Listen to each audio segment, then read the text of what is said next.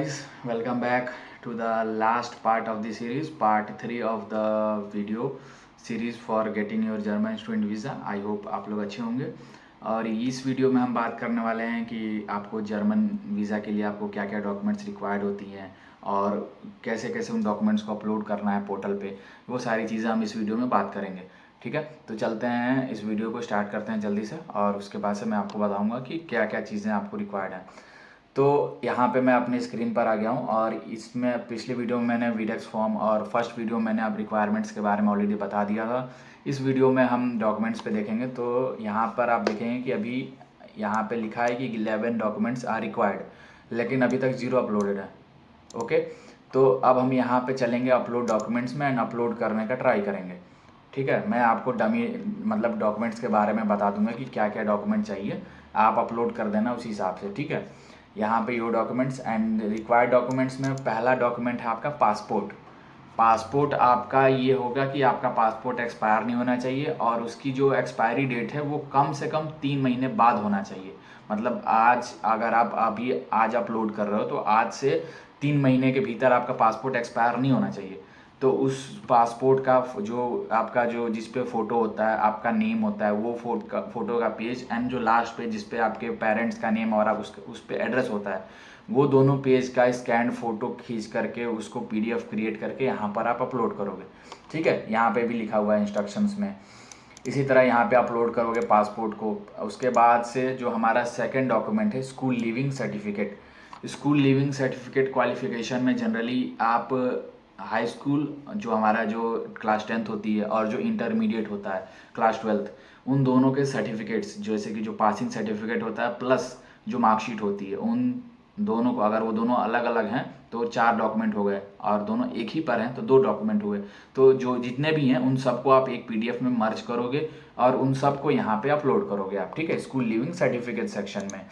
इसी तरह तीसरा है recognition of school leaving certificate. Recognition of school leaving certificate में आप जैसे कि अगर आपने बैचलर्स कंप्लीट कर लिया है जिस भी यूनिवर्सिटी से किया है, उसका जो डेटा है यहाँ पे जर्मनी का क्या है कि एक एनाबिन का डेटाबेस है, वहाँ पे वो सारे यूनिवर्सिटी का एक तरह से ग्रेडिंग दे रखा है कि H+ और H- के फॉर्म में।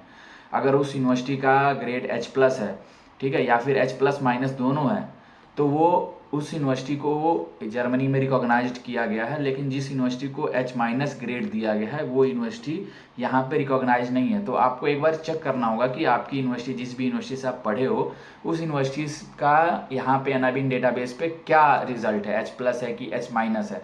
तो उसके लिए आप यहाँ पे एनाबिन के डेटाबेस पे जाएंगे। मैं यहाँ पे थोड़ा सा दिखा देता हूँ एग्जाम्पल। एनाबिन, ठीक है, यहाँ पे आप जाएंगे, यहाँ पे इंस्टीट्यूशन है, यहाँ पर आप इसका इंस्टीट्यूशन आप अपना country India IN, okay, India already selected है। ऑल प्लेसेस आप जिस भी सिटी से रहे हो, ठीक है, जैसे कि मैं यहाँ पे लखनऊ का दिखाता हूँ, लखनऊ। ऑल इंस्टीट्यूशन उस यूनिवर्सिटी में, उस लखनऊ में जो भी आपके जिस टाइप की यूनिवर्सिटी थी, सेंट्रल यूनिवर्सिटी, चलिए मैं सेंट्रल यूनिवर्सिटी का दिखाता हूँ। यहाँ पे सेंट्रल यूनिवर्सिटी में आप देखेंगे कि यहाँ पे बाबा साहब भीमराव अम्बेडकर यूनिवर्सिटी आ रहा है। ठीक है, ये इंस्टीट्यूशन लखनऊ में है और इसका जो है ये इंस्टीट्यूशन टाइप सेंट्रल है एंड इसका स्टेटस देखेंगे आप तो H+ है। ठीक है, यही स्टेटस को आपको प्रिंट करके, ठीक है, यहाँ पे ये स्टेटस आ रहा है ना, यहाँ से आप इसको प्रिंट करेंगे। इसको प्रिंट करके इस फॉर्म को, इस जो ये पेज है, जो प्रिंटेड पेज आप निकालोगे PDF के फॉर्म में, इस पेज को आपको यहाँ पर जा करके recognition of school leaving certificate में अपलोड करना है। इसी तरह आप जिस भी यूनिवर्सिटी से हो उस यूनिवर्सिटी का आप डेटा यहाँ से देखोगे कि उसका H+ है, H- है या H+- दोनों है, तो उसको आप यहाँ पे recognition of school leaving certificate में अपलोड करेंगे आप। ठीक है, फिर आपका चौथा डॉक्यूमेंट है APS सर्टिफिकेट। APS सर्टिफिकेट तो मैंडेटरी है, इसके लिए अलग से मैंने वीडियो भी बनाई थी। मैंने अभी इसके अदर पार्ट्स में भी बताया था कि APS सर्टिफिकेट आप जब फिल करोगे तो उसकी रिक्वायरमेंट होगी यहाँ पे, तो उसको यहाँ पे आप अपलोड करोगे एज अ PDF। ठीक है, and proof of admission to a full time degree programme. आप जब रिक्वायरमेंट्स फिल किए थे तो आपने full time degree programme select किया था कि मेरा फुल टाइम डिग्री प्रोग्राम है, तो उसका जो एडमिशन लेटर आपको मिला है यूनिवर्सिटी से वो आप यहाँ पे अपलोड करोगे। उसके बाद से आपका 6th डॉक्यूमेंट है intention to study freely return letter. ये एक बेसिकली एक LOR होता है, जैसे कि आप मोटिवेशन लेटर, मान लो कि आपका क्या मोटिवेशन है इस प्रोग्राम को पढ़ने का, बेसिकली आप क्यों इसी प्रोग्राम को पढ़ना चाहते हो, क्यों जर्मनी आपने चूज़ किया, क्यों ये पार्टिकुलर यूनिवर्सिटी आपने चुना। ये सारा एक बेसिकली एक सिंपल आंसर एक तरह से एक पेज में या 1.5 पेज में आप लिख करके टाइप करके, सॉरी बाई हैंड नहीं लिखना, टाइप करके आप इसको PDF के फॉर्म में इसको यहाँ पे अपलोड कर सकते हो। ठीक है, ये लेटर आप इंग्लिश में भी लिख सकते हो और जर्मन में भी लिख सकते हो, किसी भी लेटर किसी भी लैंग्वेज में लिख सकते हो। ठीक है, इसके बाद से हमारा अगला डॉक्यूमेंट है proof of funds to finance fees. इसमें आप अगर आपने ऑलरेडी अपना ट्यूशन फी जो भी है वो आपने पे कर दिया है तो उसका रिसिप्ट जो मिला है आपको यूनिवर्सिटी से, पेमेंट कन्फर्मेशन रिसिप्ट, वो आप यहाँ पे अपलोड करोगे। अगर आपने पे नहीं किया है तो आपको अपना बैंक स्टेटमेंट का प्रूफ देना होगा। ठीक है, लेकिन जनरली ट्राई करना कि आप पहले पे कर दो फिर वीज़ा के लिए अप्लाई करो, क्योंकि बैंक स्टेटमेंट काफ़ी टाइम्स रिजेक्ट हो जाते हैं। ओके, एंड CV आप अपना करिकुलम विटाe यहाँ पे अपलोड करोगे। उसके बाद से proof of language skill, language certificate आपने स्टार्टिंग में जब रिक्वायरमेंट्स फिल की था तो वहाँ पे आपने दिया था कि जो भी सर्टिफिकेट आपने वहाँ का नाम वहाँ पे भरा था वो चीज़ यहाँ पे आप वो सर्टिफिकेट आप यहाँ पे अपलोड करोगे। ठीक है, इस सेक्शन में यहाँ पे इंग्लिश के लिए आप यहाँ पे टोफल या फिर IELTS 2 ही चीज़ ये मांगता है यहाँ पे। ठीक, और किसी एग्ज़ाम का सर्टिफिकेट यहाँ पे नहीं रिकॉग्नाइज करते ये लोग। उसके बाद proof of secure livelihood, secure livelihood में यहाँ पे आपका क्या जाएगा, ब्लॉक अकाउंट। ठीक है, यहाँ पे आपको ब्लॉक अकाउंट का वो देना है। ठीक है, फाइनेंस के लिए कि आपके पास ऑलरेडी उतना फंड्स है जिससे कि आप अपना 1 साल का जो स्टे है वो आराम से कवर कर लोगे। Proof of health insurance, health insurance भी मैंडेटरी होता है बिफोर कमिंग टू जर्मनी, तो यहाँ पर आपको हेल्थ इंश्योरेंस का प्रूफ देना होगा। ठीक है, इसके साथ साथ आप ट्राई करना कि जब जो भी आप हेल्थ इंश्योरेंस ले रहे हो उसी के साथ साथ ट्राई करना कि आप एक ट्रैवल इंश्योरेंस भी लो, क्योंकि हेल्थ इंश्योरेंस आपका जर्मनी में आने के बाद स्टार्ट होगा और ट्रैवल इंश्योरेंस आपको जब आप ट्रैवल करके आओगे उसके लिए एप्लीकेबल होगा।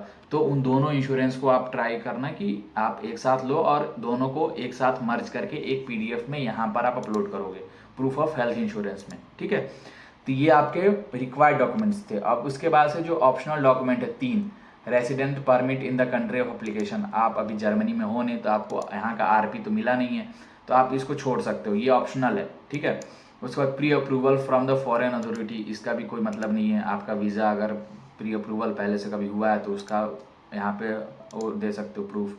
अदर डॉक्यूमेंट्स में जनरली आप अपना एयर टिकट अपलोड कर सकते हो या फिर अपना अगर आपको अकोमोडेशन मिला हुआ है जर्मनी में तो उसका कॉन्ट्रैक्ट अपलोड कर सकते हो। ये जो भी अदर डॉक्यूमेंट्स होते हैं वो आप यहाँ पे अपलोड कर सकते हो आराम से। ठीक है, तो यहाँ पर हमने देखा कि 11 जो कंपलसरी डॉक्यूमेंट्स थे वो, और यहाँ पे ऑप्शनल डॉक्यूमेंट्स में आप जो भी अदर डॉक्यूमेंट्स आप देना चाहते हो एम्बेसी को या यहाँ पे आप अपलोड कर दोगे। तो यहाँ पे जब आप अपलोड कर लोगे तो वापस जब आप आओगे तो यहाँ पे योर डॉक्यूमेंट्स में लिखेगा कि 11 out of 11 your all documents have been completed. तो जब ये हो जाएगा उसके बाद से आपका एंट्री फॉर्म और आपका एप्लीकेशन फॉर्म और आपका ये डॉक्यूमेंट्स तीनों सेक्शन कंप्लीट हो जाने के बाद से आपको एक सर्विस प्रोवाइडर के पे जा कर के आपको अपने वीज़ा की फ़ीस पे करनी होगी, जो कि 1024 होता है। ठीक है, कभी कभी थोड़ा सा अप डाउन भी हो जाता है बट ये 1024 हमने दिया था। तो आप उसका फ़ीस पे करोगे उस VFS के वेबसाइट पे जा कर के, VFS ग्लोबल पे जाओगे, वहाँ पे आप कोलकाता VFS का जो भी है, मैंने कोलकाता के लिए ये वीडियो शूट किया है, तो कोलकाता VFS पे आप जा करके वहाँ पे आप फ़ी पे करोगे, उसका रिसिप्ट आप आ करके यहाँ पे अपलोड करोगे। ठीक है, तब आपका जा करके ये जो सेक्शन है, मतलब ये जो पूरा वीज़ा का जो एप्लीकेशन प्रोसेस है वो सक्सेसफुली सबमिट होगा। फिर आपको मेल आएगा कि your visa application has been successfully submitted. ठीक है, यहाँ पे मैं आपको दिखाऊँ overview of your visa application. ठीक है, सबमिट डॉक्यूमेंट्स, आप सबमिट करोगे documents, fill out the questionnaire part 1 में हमने देखा था, वीडेक्स पार्ट 2 है हमारा, and then upload the required documents part 3। ये तीनों सेक्शन हो जाने के बाद से आप वीज़ा के लिए अप्लाई कर दोगे। अप्लाई करने के बाद से आपका वीज़ा जो है वो प्रीलिमिनरी रिव्यू में जाएगा, मतलब वो आप जो VFS जिस VFS को आपने सेलेक्ट किया वो VFS आपका एप्लीकेशन डॉक्यूमेंट्स और आपके एप्लीकेशन को पहले रिव्यू करेगा कि सारा चीज़ सही है कि नहीं। अगर कुछ इशू आता है, अगर कोई दिक्कत होती है या फिर और कोई एडिशनल डॉक्यूमेंट उनको चाहिए होता है एज अ प्रूफ, तो वो लोग आपको वापस मेल करेंगे कि आपको आपके एप्लीकेशन में कोई करेक्शन है, लॉगिन करके आप देखिए और जो भी करेक्शन है उसको करिए।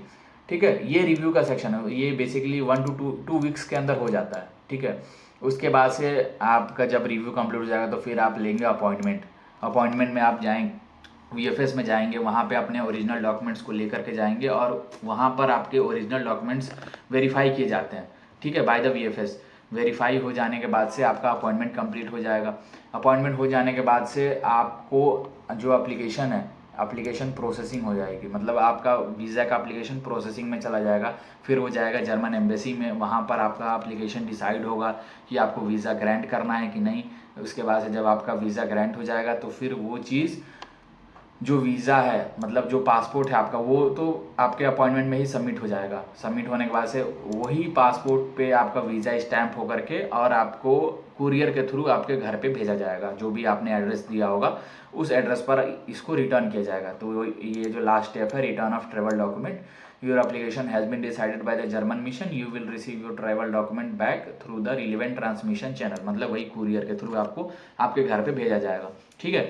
तो ये था पूरा प्रोसेस आपका वीज़ा का। आई होप आपको ये प्रोसेस समझ में आया होगा और आपको कोई परेशानी नहीं होगी इस प्रोसेस को करने में। अगर आपको कोई दिक्कत आती है तो आप कमेंट्स में पूछ सकते हैं। और अगर आपको ये वीडियो अच्छी लगी होगी, ये पूरा वीडियो सीरीज़ जो 3 सीरीज़ मैंने बताया वो सीरीज़ आपको अच्छी लगी होगी तो आप एक लाइक कर देना और मेरे चैनल को सब्सक्राइब भी कर देना, ठीक है। तो अभी के लिए फ़िलहाल इतना ही, और अगली वीडियो आप किस टॉपिक पे चाहते हैं ये भी आप मुझे सजेस्ट कर सकते हैं ताकि मैं उस वीडियो को उस टॉपिक पे बना सकूं। That's all for this video. आप लोगों का सपोर्ट बना रहे बस। Thank you, bye bye and take care and all the best for your visa. जो भी आप अप्लाई कर रहे हो उसके लिए आपकी वीज़ा अच्छे से मिल जाए आपको, यही मेरी दुआएं हैं और यही मेरा मनोकामना है। So that's all for this video, bye bye and take care and also welcome to Germany soon. मिलते हैं जर्मनी में, बाय बाय।